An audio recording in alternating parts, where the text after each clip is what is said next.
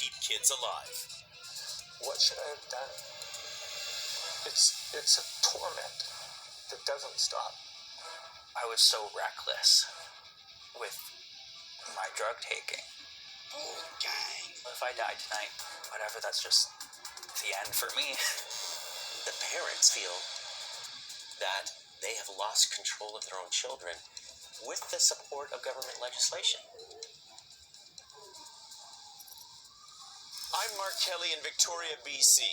We're in a state of emergency, a health crisis that's killing almost 20 Canadians a day. Not from COVID, from opioids. And the victims are getting younger and younger. Last year, a 12-year-old girl overdosed and died here.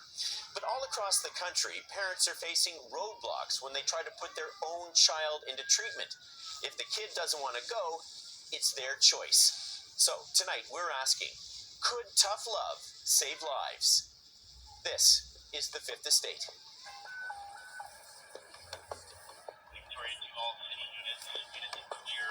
We want to find them before they harm someone else. We're in downtown Victoria. If we go to Pandora. An urgent search is on for a teenager in trouble. Is somebody coming from the Pandora side? This cop and this counselor are in pursuit. I am on the west side, and I think I have a visual. They know the suspect, a street kid and heavy drug user who pulled a knife during a robbery. We have patrol officers actually dealing with the sort of the nuts and bolts of the call. They fear this arrest could end badly. It's a pretty high-risk situation for both the youth and anyone around them. She's in custody. As they close in, they hear police have the suspect. What, Lord? Good. She's in custody and everyone's safe.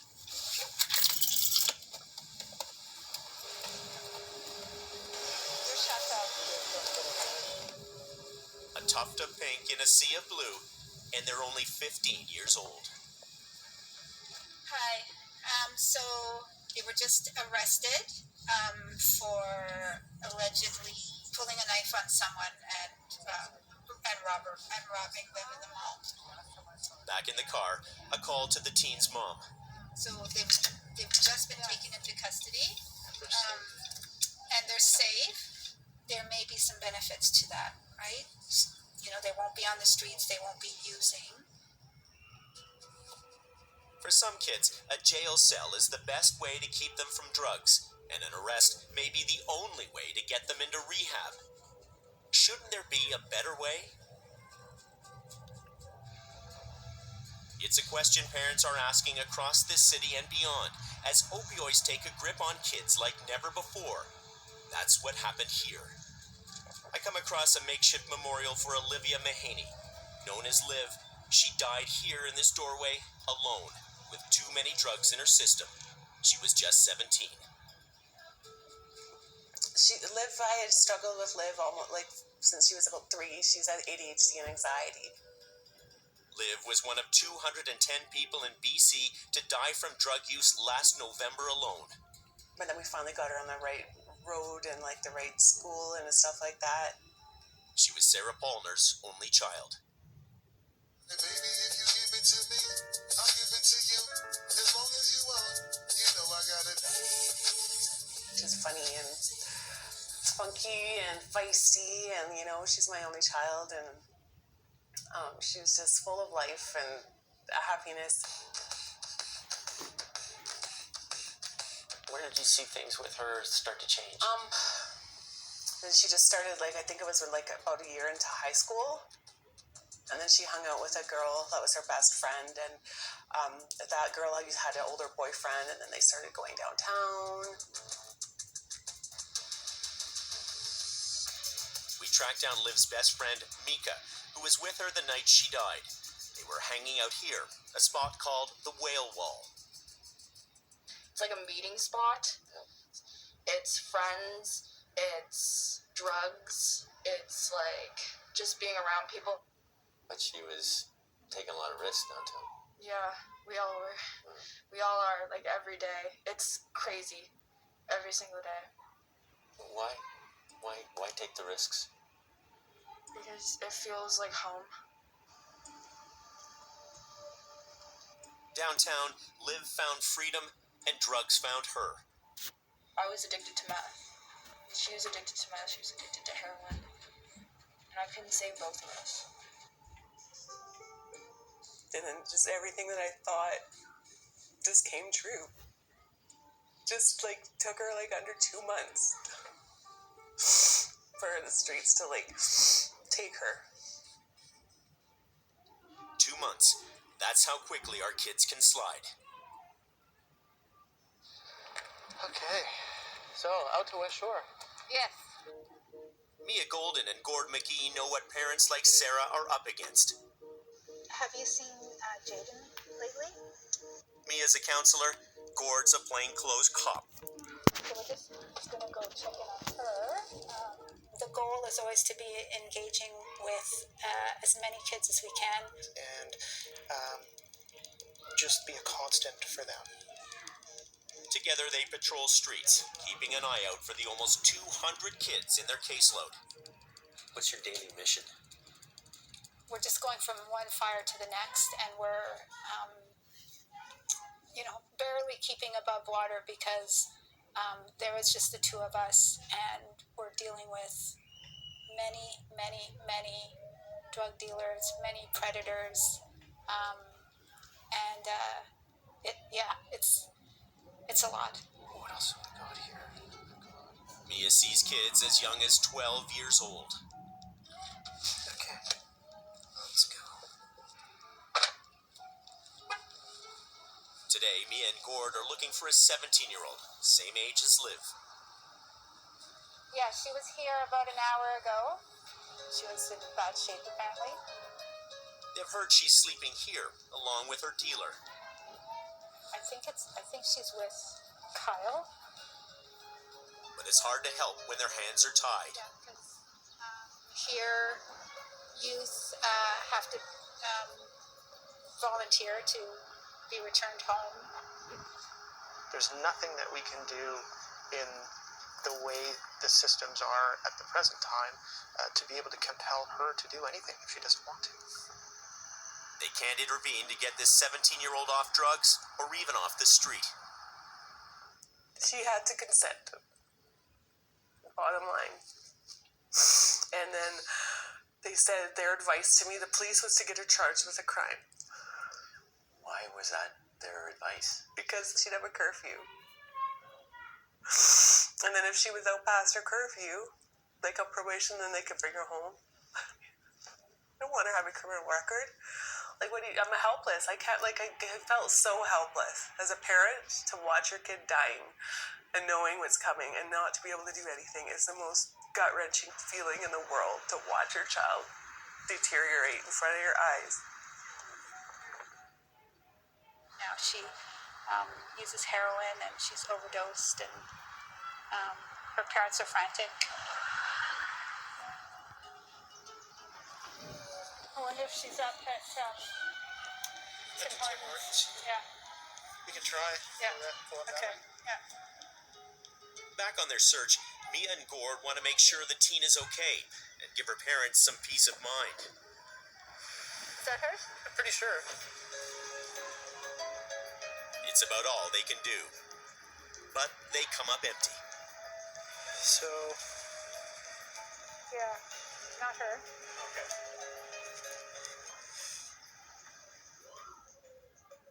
If you could have had the power to do what you wanted to do, what would that have been? To have the right to put my child that has a mental disability and is addicted to drugs into a detox program. That's what I want. Because at least she would be in the detox. This year we've had way too many deaths of kids. And when you hear about a death of a kid, what is that? How does that hit you?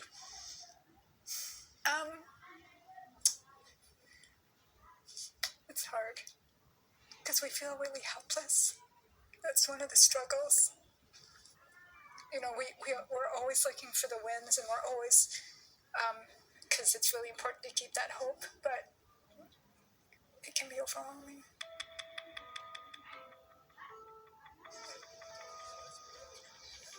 Here in BC, to get kids off the streets and into drug treatment, the kids need to consent, no matter what their age. In fact, across Canada, a physician's legal advisory group says the legal age of majority has become largely irrelevant when it comes to young people consenting to medical treatment. If the kids are deemed mature enough by their doctors, they can decide to consent to or refuse treatment. What do you see when you look at that picture? I see a very stoic, handsome young man. Rachel Staples and Brock Urchuk think that's the wrong approach. It's been almost 4 years since they lost their fight to keep their son Elliot alive. He was just 16. Now they're fighting for change. Elliot was our oldest son, and he was quirky, funny. He was a good academic student. He was athletic. He was a really good friend, a very good brother. Curiosity didn't lead Elliot to using opioids. It was pain. An athlete, he was riddled with injuries. Over a period of 24 months and 4 surgeries, Elliot was repeatedly prescribed opiates by his doctors. And when the prescriptions ran out, he became his own chemist. Elliot's hidden addiction came out after he was hospitalized with a blood infection. He got a pass to go to a movie. I returned him to the hospital at about 10 o'clock at night. That night, he had an overdose in the hospital, found non-responsive and blue. I have no idea what's happening with my son. He's not sharing with me what led to this overdose. Nobody has told me anything about his blood chemistry. What chemicals were in there? What's he using? Where's he getting these things? What could a parent do? It was a tug of war between Elliot's right to privacy and his parents' need to take care of him.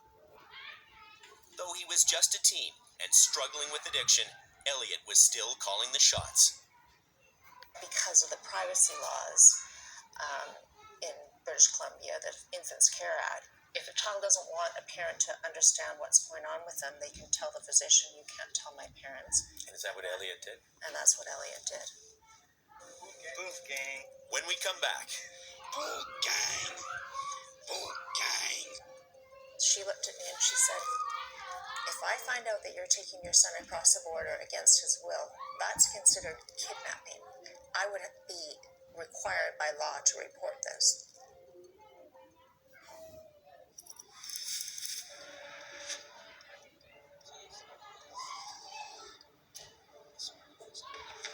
A relapse to me would be doing opiates every day. And currently I don't feel like I want that. But I do feel like it will happen. My problem hasn't been solved. It's basically a ticking time bomb. if anyone knows the struggle of addiction, it's Liam Cooper. I have to be concentrated on driving. When the 21-year-old craves, he drives. It kind of gives me a way to focus on something and not let my mind drift too far down the rabbit hole. Back in high school, he was trading chocolate chip cookies for prescription opiates. I just wanted to not feel the constant barrage of my anxiety. And it was in school where he met Elliot Urchuk. Bull gang! Bull gang! Then in high school, we just started hanging out. He was kind of like on the same level as me, as wanting to escape on like his emotions or whatever. But the bond that brought them together was the bond that tore them apart. I was so reckless with my drug taking of drugs. It was just, I didn't care. The last time Liam saw Elliot, they did some heroin in a restaurant bathroom. Elliot went to a party. Liam went home. It just hit me so hard. That stuff obviously had a lot of fentanyl in it, more than we were used to. The next thing I remember, it's 10 o'clock at midnight, and I'm sitting there thinking, like, I just passed out. And around midnight, I was like, I am scared. I am gonna die. Do you live with any kind of guilt that you were the survivor and he didn't make it? Oh yeah, every day. Every day. I think, why am I alive? Why wasn't I the one to die?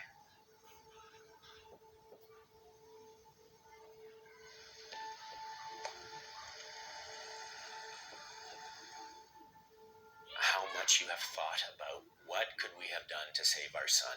Have you said, It's if only we did book this? full of would've, should've, could'ves. 3 years, 7 months, 24 days, every night.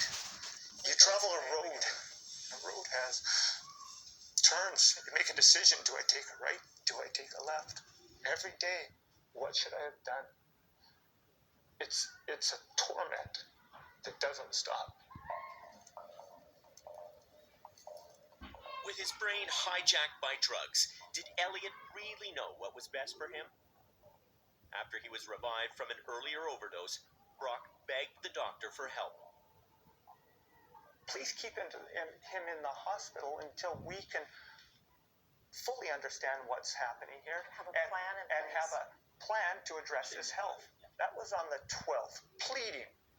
He was discharged 36 hours later with giving us a binder of pamphlets of different resources in town, all of which had waiting lists.